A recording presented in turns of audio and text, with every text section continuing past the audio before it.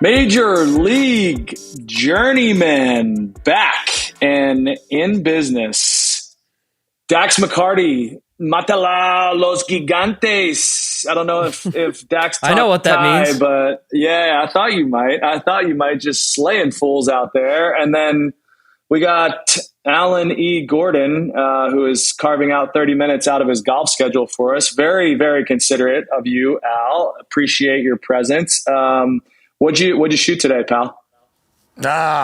Buddy, you're going to make this public? I shot an 86.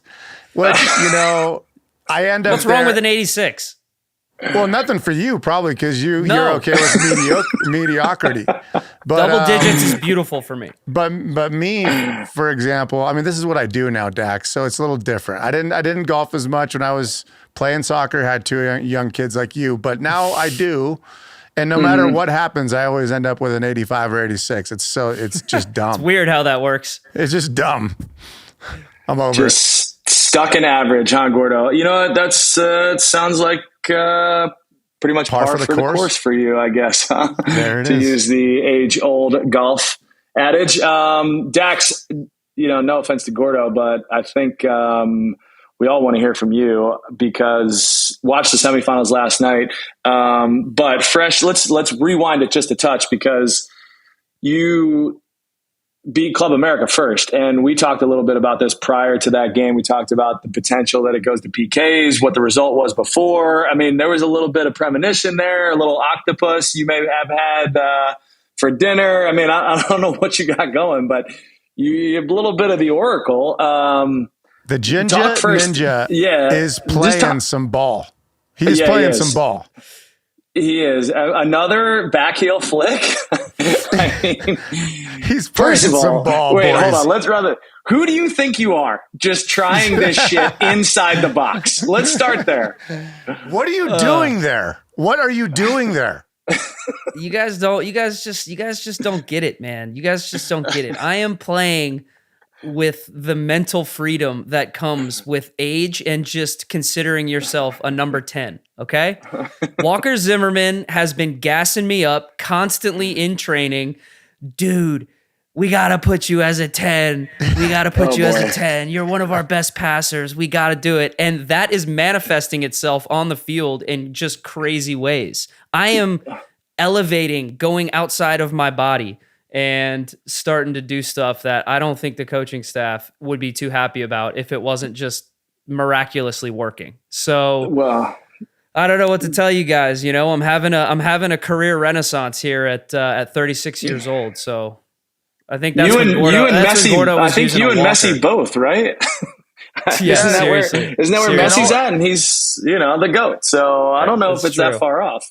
In all honesty, Dax, in all honesty, dude, you're playing some great soccer. And I think to your point is what you're trying to say is that you guys are just, I'll just speak for you. You guys are playing really free, man. This guy, Mukhtar, he is so freaking good, dude. And it's almost embarrassing that I didn't watch him more on his MVP run. Was that last year? But yeah. I mean, he just does everything right. He's just, dude, late minutes last night, the guy still looks so fast and so sharp. Mm-hmm. It's crazy. And he's not like just chilling. He takes really good care of himself. He puts a lot of value in recovery, taking care of his body. I mean, Gordo, this guy, 2 years ago, he lost out on the MVP award to Carlos Hill, who is a fantastic player in his own right. Yeah. Deserving candidate for sure. Yeah, for sure. But again, Hani just had a crazy good year 2 years ago. I mean, I think when this year's over, when it's all said and done, regardless of trophies or no trophies or another MVP or not, he has put together one of the most impressive 3 to 4 year runs strictly based off of numbers that I think any player in MLS history has ever done. And so you have to add in the fact that he was coming to a new league in 2020. COVID happened. From where? From Denmark.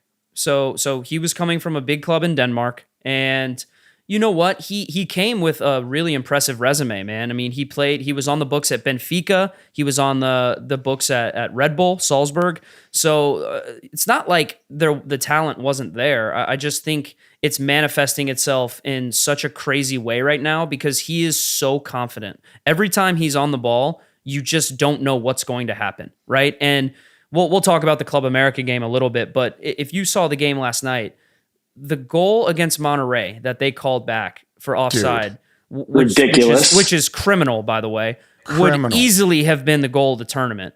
No question about it. And just the audacity to skip around a guy in the box and just say, I'm just going to put this in the top corner. By the way, no goalkeeper in the world is saving that. So he tried. That's the whole point. Yeah, and so whatever. We don't have to talk about the call. I mean, it's a shame that they chalked that off because that was. I want to talk about it. That was a big moment. We'll definitely talk we can touch on it it later, but like he's playing at such a high level, Gordo, and seemingly to your point, the things that he's able to do on the field, it gives everyone else confidence, right? And I think now, especially since a bunch of our attacking players are in good form, we've added a designated player in Sam Surridge. I mean, the attacking side of the ball for us, it has really come alive in this Leagues Cup and especially in the knockout stages, right? Yeah. And the Club America game was just completely drunk off the rails. Incredible. Again, just more VAR decisions on the field, tons of stoppage time, equalizing goal in the last second, and then totally, completely CONCACAF unhinged in penalties there. And obviously you guys know what happened, but I'm glad that the referee actually made the right call when the goalkeeper jumped off his line, saved the penalty of Jack Mayer. And from that point on, it's like a blur. It's a daze. You have pitch invaders, you have beer showers, you have players thinking the game's over, you have staff thinking the game's over, you have kids... You have kids everywhere. Gordo thinking the game's over. Yeah, Gordo texted me. Gordo, I took a screenshot. I took a screenshot, and I'll have Statman Jack put it up for our YouTube viewers. Gordo texted Dax, me. Great game, tough result, man. He said, "Great game, tough result. I hope this video brings a smile to your face." And I think it was, I think it was his kids like celebrating my penalty that went in. And he was just, I think he went to bed or he changed the game and he was texting with Statman Jack like, oh man, what a bummer of a result. And Statman Jack's like, hey dude, they won. Like, what the hell are you talking about? And so that text message will live in infamy for me for a long, long time. But that Club America game has been such a perfect encapsulation of what this Leagues Cup has been overall. And Gordo, you were golfing in Saudi Arabia, potentially going on loan when me and Gargs talked about this. Leagues Cup has been such an overwhelming success from my point of view as a player. And Gargs was saying as a commentator, as a fan, as a broadcaster, like this tournament has just completely surpassed all expectations. And I think it would be unfair to not mention the fact that Liga MX teams, they deserve a lot of credit because they've been on the road for this entire tournament. Sure. And I don't know competitively that's a really difficult hurdle to overcome, especially a team like Monterrey who was on the road for probably 5 weeks, traveling across the country, going everywhere. That has to be acknowledged. But for sure, I think there's no question that Liga MX and MLS, the level is very close, right? And I still think those top Mexican teams are high-level top teams. And if we were to play them on the road, things would maybe look different. But now that we're playing all the games in the U.S., that's the great equalizer, I think, for all the MLS teams, right? And that's why you're seeing, I think, 2 MLS teams in the final. Well, so, Dax, you just beat 2 out of 3 of the top, the top giants in that league, right? And you brought it up. I wanted to ask you this. Which would you take? Which would you rather take? Would you rather play your entire tournament on your home soil, in your home stadium, or on the road, I guess is the flip of this? Would you rather go on the road, or would you rather take the scenario that was presented while Gordo and I were still playing, which is the Champions League and having to go to Mexico in preseason? So which disadvantage would you rather have? Oh, gosh. Probably preseason. Honestly. You would rather play in preseason than on the road in mid-season form? Yes. Why? Okay. Gordo, would you take the same? Because you get home and away. That's the difference in CONCACAF Champions Cup. You do get a home game though. That's the difference. I think that yes, there are ways that you're not fully fit, you're not match fit, but there are ways I think you can prepare to at least give yourself a little bit of a chance. But doing what these Mexican teams have done, being on the road for every single game in Leagues Cup without having a chance to go play in your home stadium, that's really difficult. I don't care how good you are. I don't care how big your team is. MLS teams, I think the overall level of MLS has raised significantly to the point where we can compete with the Gigantes, right? Like these teams. And by the way, Club America and Monterrey, Gigantes. There you go. Gigantes. Listen, I can enunciate with the best of them. But for me, Monterrey, Club America, they're easily two of the best teams that I've played against in my career. Like those teams are stacked. Yeah. And the fact, like, we want to win the trophy, no question. But the fact that we were able to get through Cincinnati on the road and then beat these other two teams, as well as a good Minnesota team, who obviously going up a man was very crucial for that result. That was helpful. But like those are two of the best teams that I've played against in my career. That should give you guys shine some perspective on the respect I have for still these big Liga MX teams. I mean, going down to Mexico, we know it's a different story, man. So playing the whole tournament on the road, I think that has to be acknowledged. But this is a great moment for our club, Nashville SC, being able to win last night against a team like that, being able to celebrate with our fans. I mean, the atmosphere was incredible, guys. The stadium was on fire. The locker room, we were absolutely buzzing last night, and I think we Walker had the Taylor Swift going or what? He didn't. We wouldn't allow it. To Swifties? No, we wouldn't allow it. We wouldn't allow it. There were some serious vibes, man. Why? It was awesome. Gordo, your ears perked up when I asked that question or when Dax answered. Do you disagree? Do you taking the other side of that? No, I'm not going to disagree with him. I mean, I think, there's pluses and minuses of both. I can't disagree. I just wanted to know what his thoughts were. I just know, I mean, I'm not sure if what you're saying, Dax, is that you think that this tournament, this Leagues Cup, is more important than the Champions League. I'm not saying that. I'm not saying that. No.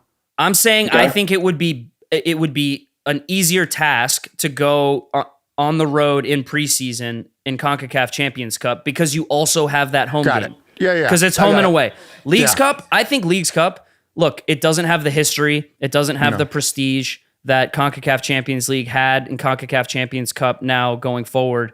It has, right? The CONCACAF Champions Cup, it gives you an opportunity to potentially play in a Club World Cup. And that's huge. So but I still think it's more important. Yeah, but Leagues Cup has been fun, man. Yeah, I mean, I would agree with you, but there is no doubt in my mind. To back up what you said, you gave a good interview last night. You hit the nail on the head. This tournament, in the entire time where I've been watching MLS soccer, which was from my rookie year on, nothing before that, but it has been so freaking exciting to watch, dude. And I'm always, on here as the normal guy, the normal dad in the suburbs. Dude, everybody is lit up about it. And a lot of it has to do with Messi being here. He's brought a lot of eyes to it, and that's fine.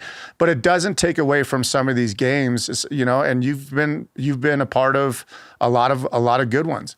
I would say there's no way for the Champions League Cup to be as exciting as the Leagues Cup has been. There's just no way, just because it is blocked off. What? It's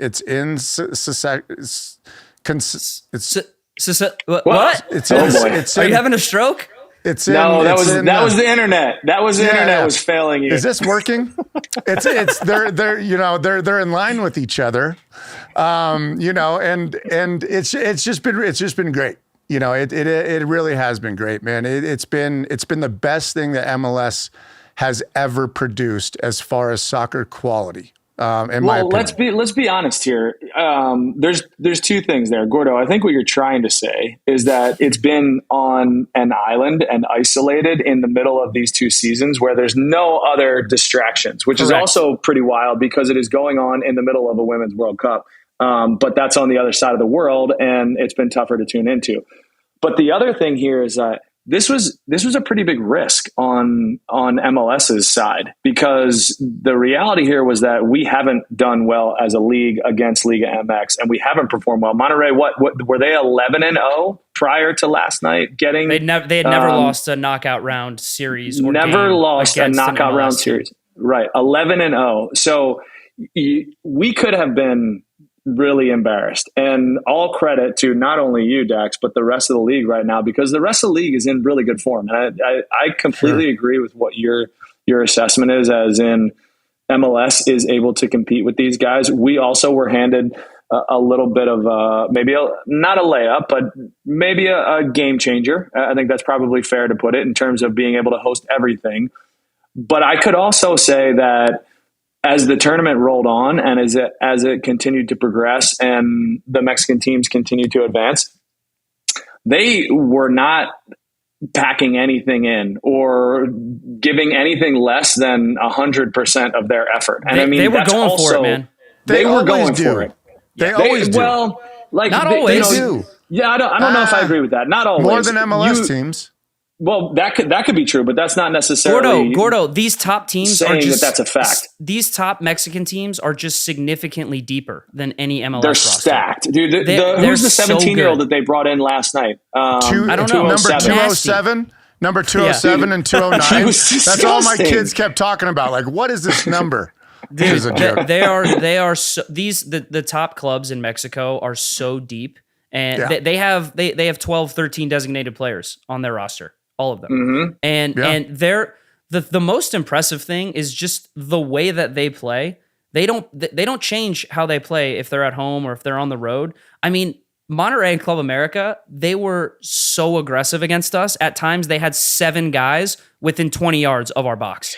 Dude, I mean, imagine you're the way that you had siege. to drop in, Dax. Talk a little bit about your defensive shape last night, because I thought that if there was anything that I was maybe critical of the way that you guys played was how deep you had to drop. But you guys, I mean, they had 5 runners across your back line at any given time, and then they also had 4 midfielders sitting across the top of the box. And by the way, we were still pretty aggressive. They were playing 1v1 in the back on Teal Bunbury and Hani Mukhtar and Sam Surridge. Yep. So listen, like I was saying, they take so many risks because they are so good on the ball. So possession wise, if you say you're going to try to press them high up the field and they play right around you, you just completely expose your back line to a ton of space in behind, in front.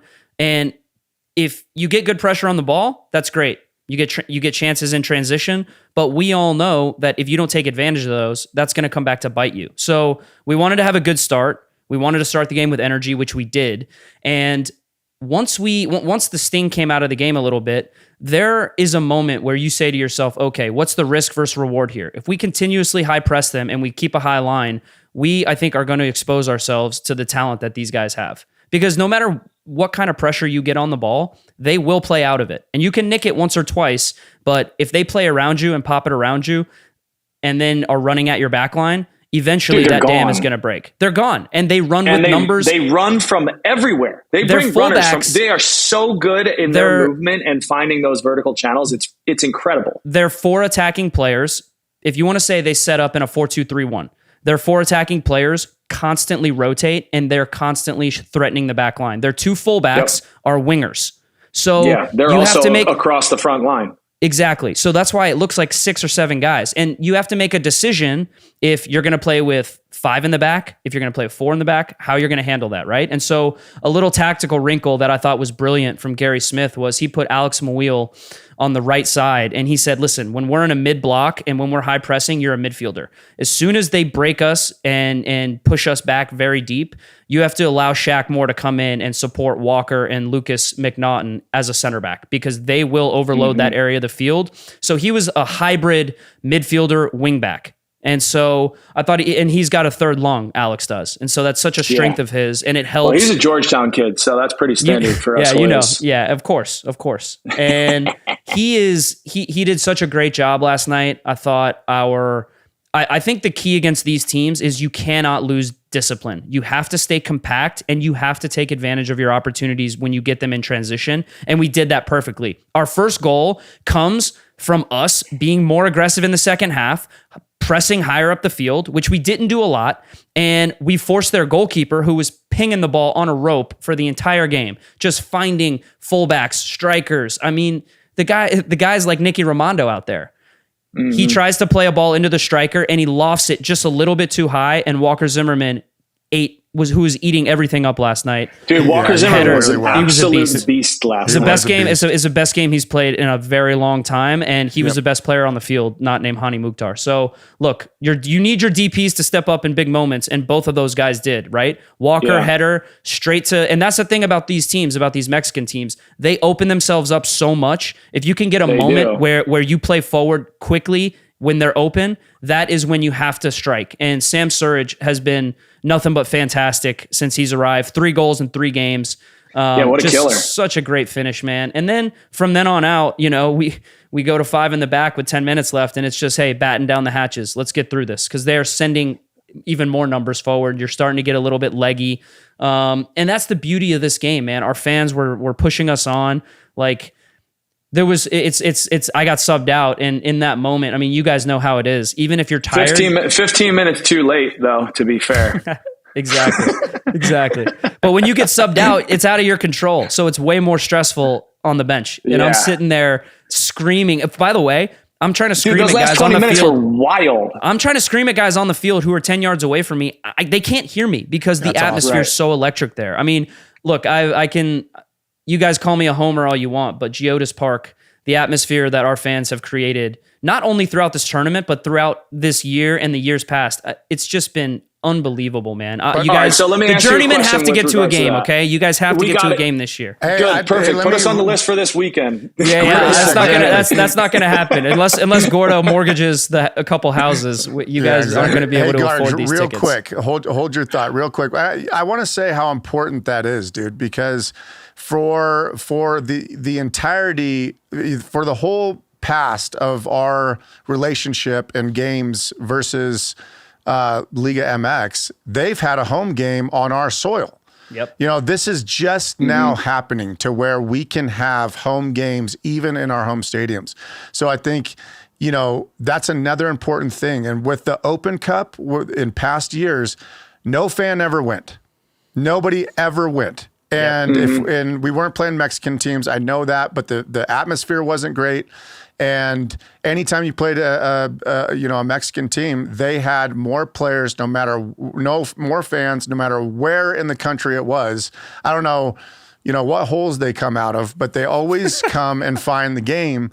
And I think that's really important for our league, for stadiums and cities and fan bases to start supporting our clubs like this is really, really cool to see. Gordo, I think that's a good point, man. An excellent point. I'm curious if we have, because we had about 50-50, 60-40 club, like our fans to Club America fans. And it was about, I'd say 75-25 for us and Monterrey fans last night. But I wonder how many of those fans of those teams live in the Nashville area and knew about Nashville SC, but had never been to a game. And how many of those fans will now turn into Nashville SC fans because they had such a great time at the game? If we can turn even, 2,000 or 3,000 of them, I mean, that's just another feather in the cap of this tournament, being able to bring out those fans. Because I think that's what MLS wants to do overall, especially with TV viewership. They want to try to get those Mexican fans to try to come over and say, hey, support your teams in Mexico, but guess what? Come support your local MLS team where you live, because the soccer is just as exciting. And so that's a good point, Gordo. Yeah. I mean, Club America is probably the best traveling fan support in North America. So they're going to show up and show out no matter where they are. But to have, I think, MLS teams, to your point, Dax, and continuing to kind of maintain that home field advantage and what you were saying, Gordo, that's massive. I think we probably need to give a shout out to some of these front offices and these ticket sales people that have been grinding for years. I mean, Gordo, I know you and I have spent some time in the ticket offices with the clubs that we've been in, just kind of touching base with some of those people, because they do a thankless job. They're trying to sell and sell and sell, and it can be really hard. But the product that they're selling right now is seemingly flying off the shelves, which is awesome to see. And I know it probably helps their bottom line. So that's great. And it also kind of lends into my question. So Dax, I don't want to discredit, Nashville's history at all, but are the last 3 games the biggest 3 games in Nashville's history, being Club America, Monterrey, and now hosting Leo Messi and an opportunity to lift the cup? There's no question. We've played in some big games. We've played in some big playoff games where we've been good, but not great. And we just haven't quite been able to get over that hump. We lost to Philly in the Eastern Conference semifinal, and we lost to Columbus in the Eastern Conference semifinal, in one of the games in extra time and the other game in penalties. So that was a heartbreaker. We lost to Orlando in the US Open Cup semifinal in penalties. So we've been close, man. Like, we've been really close, and those were some big games for our club because we were so young. But there's no doubt in my mind, Dan, that these have been some of the most important games that we've played in our history. And the reason is because we've been playing against these massive clubs, and we've been putting such a great account of ourselves forward. It's almost like we have taken our entire game to another level because the level of opponent that we are playing against is so good. It's almost, that age old adage where you play up or down to your opponent. We have been playing up to our opponents, and it's something that honestly we've needed, because I don't think we've been as confident as we have been in the past, right? And so the confidence that's just flowing through our group right now, we talked about it a little bit. We were struggling in the league. We had a couple poor results in a row in the league. We hadn't been playing great. We had been a little bit undisciplined. So a couple things have changed, right? You get a reset. You don't have to play any league games. The penalty kicks right after 90 minutes has been great, because you know what? It's a crapshoot, and we've been able to win 2 unbelievable penalty shootouts now, and that's really galvanized our team, right? The support, the confidence, the character it takes to step up in that moment and bury a penalty against good teams. Man, the Cincinnati game was really what set us on our way, right? And it kind of changed the trajectory of where we're at now and what we're talking about. And so, look, I at the risk of too much hyperbole, it's not to say this game coming up, Leagues Cup final in a new tournament that no one knew what to expect against Messi in Miami, that we get to host. It's just, the stars are aligning, right? And look, it couldn't be a better situation for us, because guess what? No one thinks we're going to win. Everybody is going to pick Miami and Messi. And you know what? That's fine with us. We weren't supposed to beat Club America. We weren't supposed to beat Monterrey. And so I think we're really comfortable in the underdog role. I think we are really secure in what we're about as a team right now. And I'm not trying to downplay how difficult of a game it's going to be. The level, you guys have seen what Messi and Miami and Busquets and Jordi Alba, you've seen what they've been able to do to a really, really good Philadelphia team on the road. We are under no illusions that this is going to be probably one of the toughest games that we'll play. But I don't know, man. Beating Club America and Monterrey, it just gives us this confidence to go in and be like, why should we be scared? We're not scared, right? Why not us? Why not us? Exactly. Why not us? We respect them. Dude, we respect There's the hell out of them. suburban dad. There he is. We respect the hell out of Miami, but we're not scared. So it should be a great game. This is just the most cliche veteran interview that I've ever heard in my life. There's not an interview. Just a couple of lads talking. Just a couple, just combo. I mean, he's just working himself right into the underdog space. Isn't that crazy? How I'm not working myself into any space. Go look at the Vegas betting odds. We were, I think we were plus 650 to win. Hey, but isn't this crazy? You know, what Miami's done in just this tournament, similar to you guys and what you just said. You guys have you guys have gotten hot in the right moment, and you got to give it up to Messi. Not like anyone's not giving it up to him, but dude, they are on fire.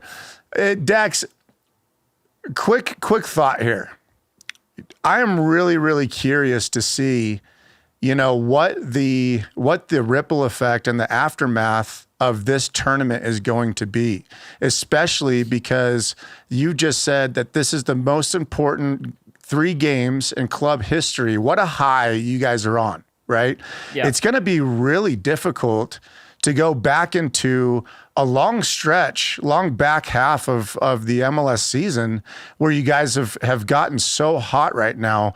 It's going to be a roller coaster, I feel like, with this tournament being what it was, even for everybody. I think it's going to be a mixture for every team. The teams that went out early, they're gonna be in preseason again. They're gonna have to find their form again. You guys are in form, but have to stay hot for a long period of time. Potential heavy legs. And stay healthy, right? I mean, it's going to be really, really. It's gonna make for a very, very interesting and roller coaster ride for the rest of the way, in my opinion. I think there's going to be a lot of moving teams from now in the table from now into the playoffs. And that's the fun part about this tournament right now. Yeah. Is like you said, there are teams that were eliminated in the group stage that have not played a competitive game for 3 weeks.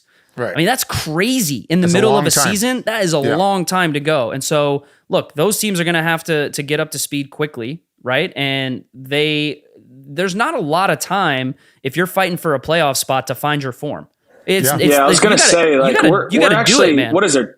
10 to 12? There's 10 to 12 games left for most teams. So, and for us, it's let's use this momentum, right? Like, let's not come down off this wave. And you guys know how it is, man. Like, if you go, I look at teams that have gone on like a CONCACAF Champions Cup run, maybe a deep US Open Cup run, that's difficult to manage, right? With rosters the way they're constructed, it's not always easy, right? And so recovery, making sure that we're fit and healthy for the last 10 games of our season is really important because, look, we set ourselves up in our first 24 games in a good spot. We're in a good position. But we need to win a few games here, right? Our form in the league hasn't been great. And so we need to parlay this confidence and this success we're having in Leagues Cup into the league. And that's what we're going to do, Gordo. That's exactly what we're going to do. Yeah. It's going to be interesting. It's a tough task for everybody is what I was trying to say. Regardless of how you've performed in this tournament, it's going to be tough.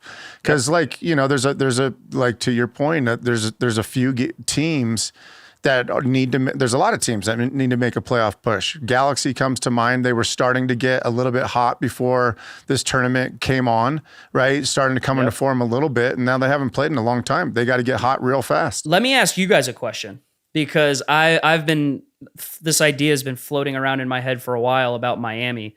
Every time I go to turn on one of their Leagues Cup games, I see the exact same starting 11. Not a smidge of rotation to be had. And obviously they have some young players that they've just brought in that are supposedly extremely talented. And obviously they have some guys on the bench that are young, but for the most part, they have played the exact same 11 for this entire tournament.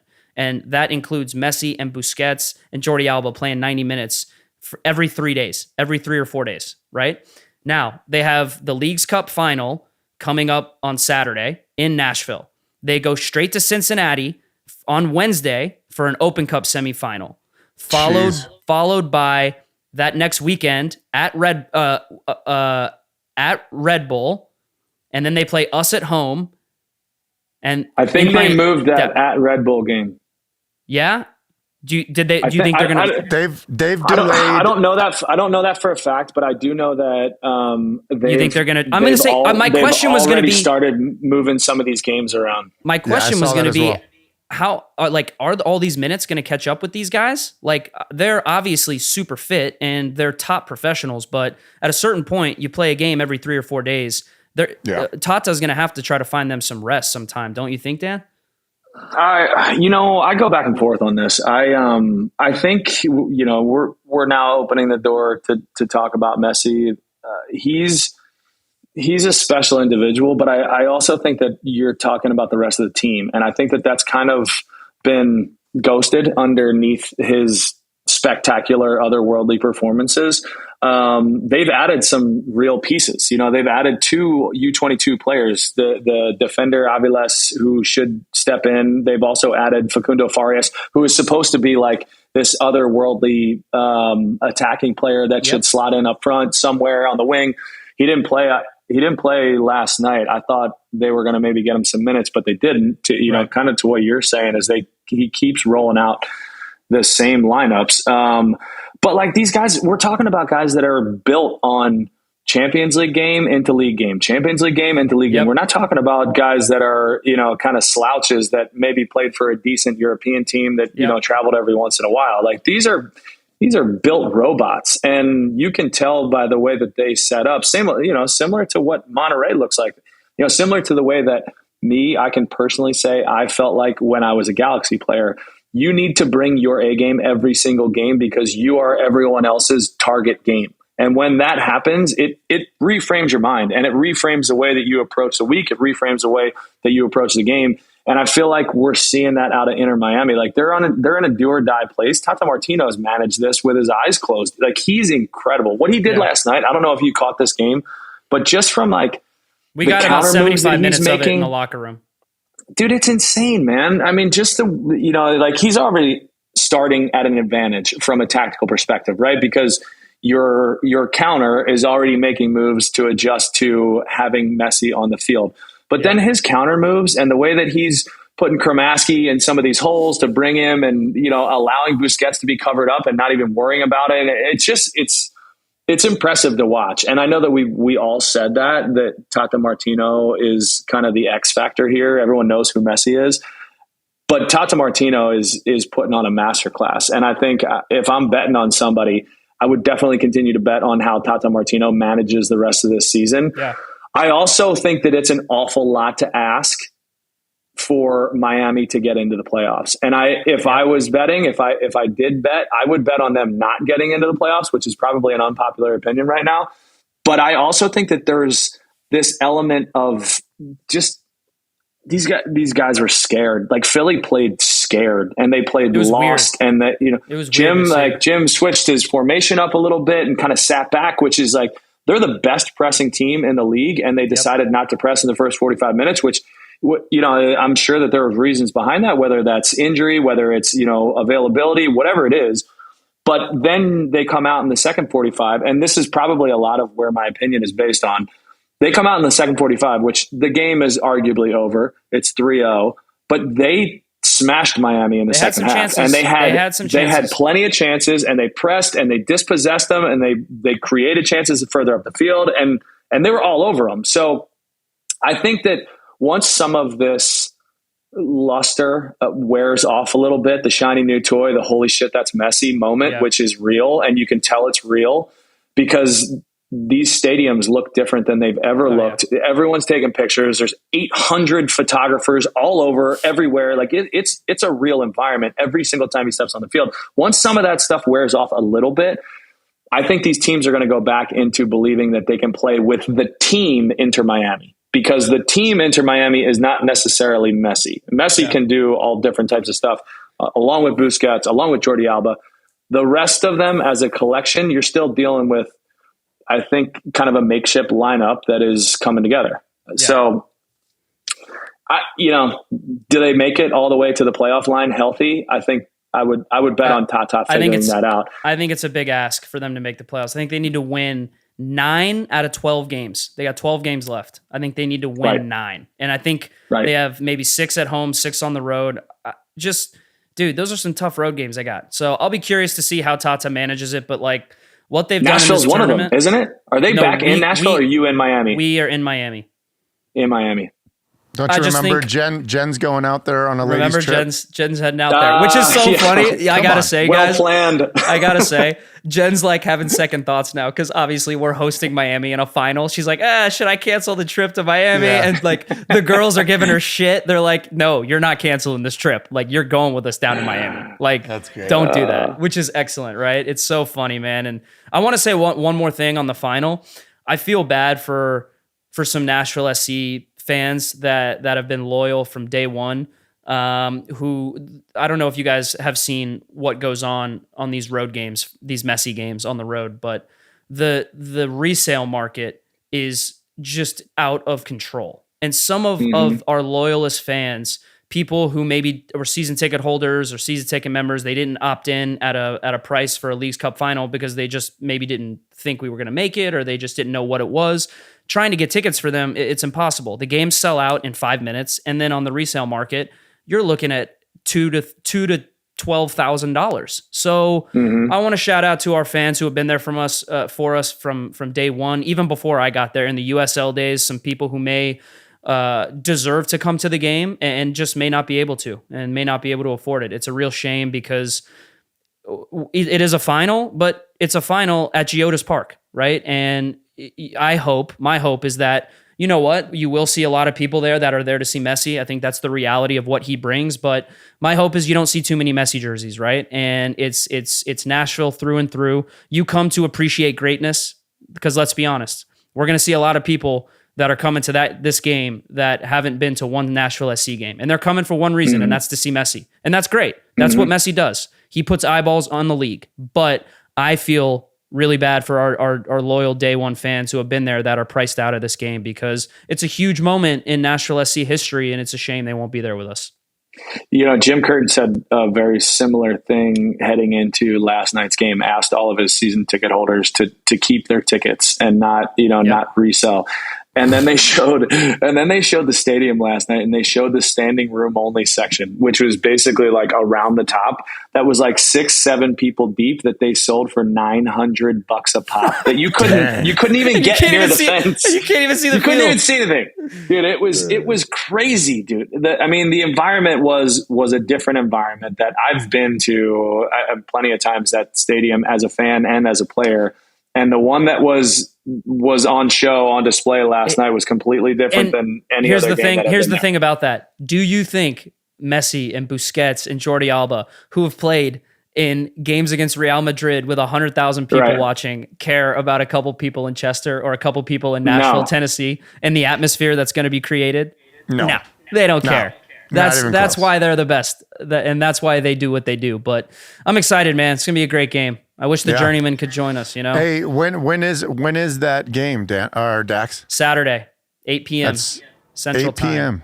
Central Time. I know you struggle between Central Time and Saudi time. What's that Mountain Time? What's that in Saudi time? Are you taking the private jet back over there after this, or what? It's a shame that Saudi didn't work out for me, dude. Were you and Neymar on the same plane over there? It did work out for Neymar. What's going on with that?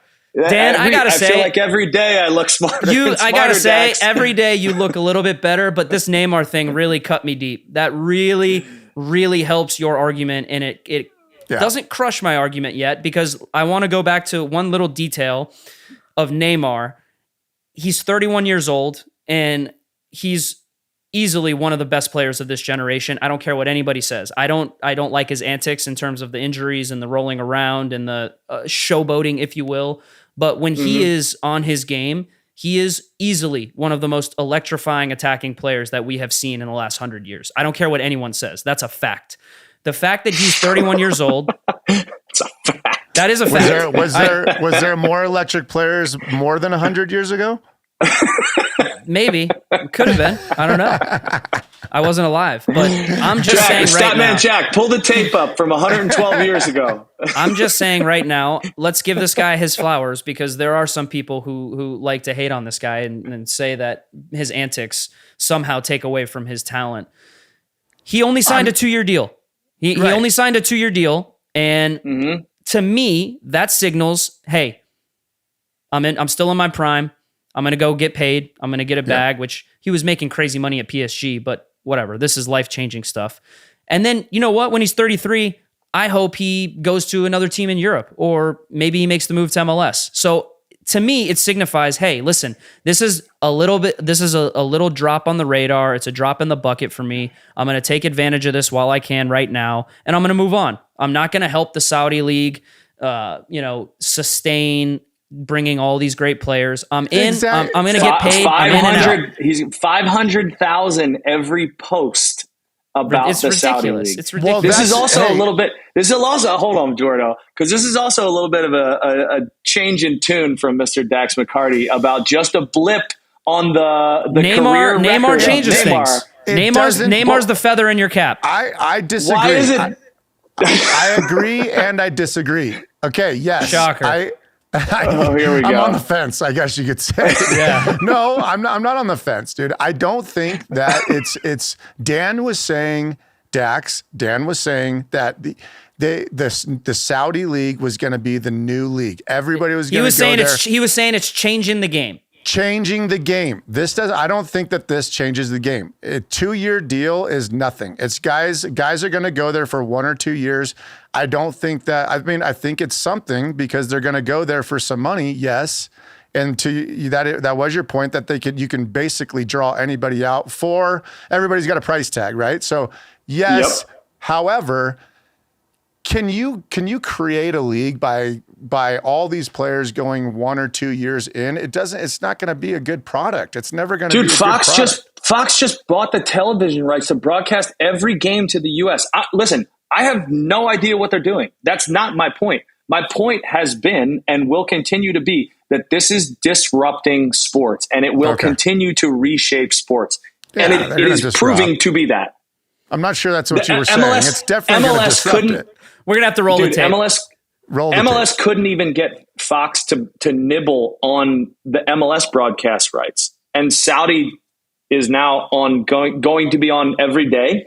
That's strange. For Fox. I mean, just think about some of this stuff, guys. Like it's crazy to see what is happening. And it is for you, Dax. Like to me, I'm backing off my position of it's just a blip on the radar. I think it is a little bit more than a blip. And Neymar signals to me that maybe excellent, great players in their prime, they can be bought. There's a price for everyone because guess what? Neymar's still one of the best players in the world at a good age. He's not Ronaldo. Ronaldo, it's a retirement package. It's a see you later. Thanks for coming. Help the league grow a little bit. Neymar, that's a game changer for me. So yeah, it's making me sweat a little bit more that my take that it's not going to affect things much. Look, I think it depends on viewership. Like, are people still going to watch? Are people really going to care? I really don't know. I guess we'll see. That's going to be tough, and I agree with that. But if these broadcasters are saying, "Hey, Neymar passing to Sadio Mane, who is putting the ball in the back of the net," that's not tough to digest, guys. Some big names for sure. But again, I don't think part of your argument was like, is it going to compete with MLS or? I still don't think, I think we're talking about two different buckets here. I don't think MLS owners are that worried. I think MLS owners are going for a different target demographic, a different profile of player. They still want to bring in great players, right? But again, I just think that it's not necessarily just a drop in the bucket, but yes, it will disrupt the way that the soccer landscape has looked. And I'll just be curious to see if it's sustainable. My thing is it's not sustainable, but we'll see. Yeah, I mean, Live Golf Tour partnered with PGA. Taylor Twellman out here already tweeting about all-star games between the Saudi League and MLS. Who is, Taylor's Taylor. He likes to. That's crazy. I think stir the pot a little bit. I cannot. But also, like, he's got a pretty close ear to the grindstone, or whatever that saying is. So.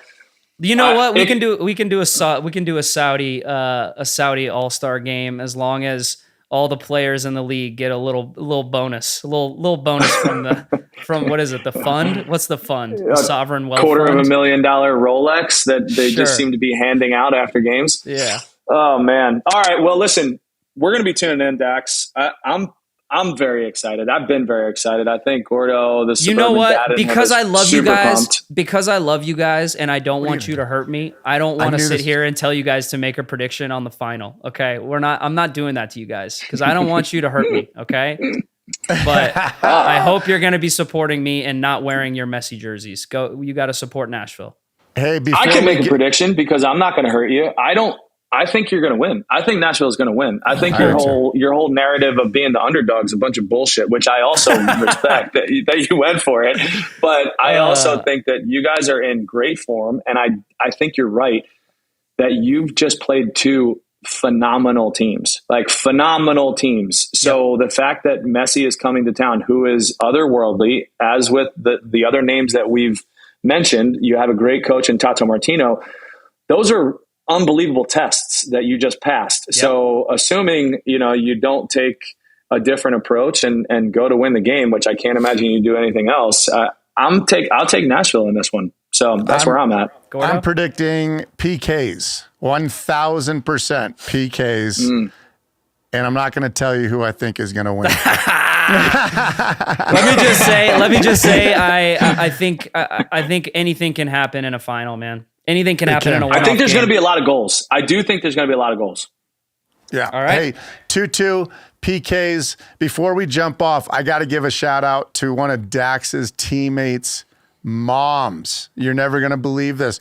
Jacob Schaffelberg Linda said his mom is a huge fan of the Journeymen podcast. So she is. Linda's Mrs. the best. Schaffelberg, we love you. Keep listening. Share it to all your friends. I met the whole Schaffelberg family in Toronto, and let me tell you, beautiful people. Is that where they're from? Are they from Toronto? No, they're from Nova Scotia, I believe. Oh, yeah. That's cool. You might want to get on that list for a summer invite. Some of the most delightful people you will ever meet. And it's just no surprise that Jacob Schaffelberg is just such a sweetheart. You just want to hug him and give him a noogie. Great family, great kid. Yeah. Shout out to the Schaffelberg family. We're pretty appreciative to have your son on our team. So it's been fun. All right, boys. well, that'll do it for Major League Journeyman. Hopefully the referees and VAR aren't as clueless as they were last night, and they have a solid performance of at least reading the answer sheet and looking at the screen that is in front of them and making the correct call. And we will revisit this and your performance on the weekend and be super critical of you, Dax, because Gordo actually might tune in and watch this game. And we're going to check in next week. So thanks for listening, everybody.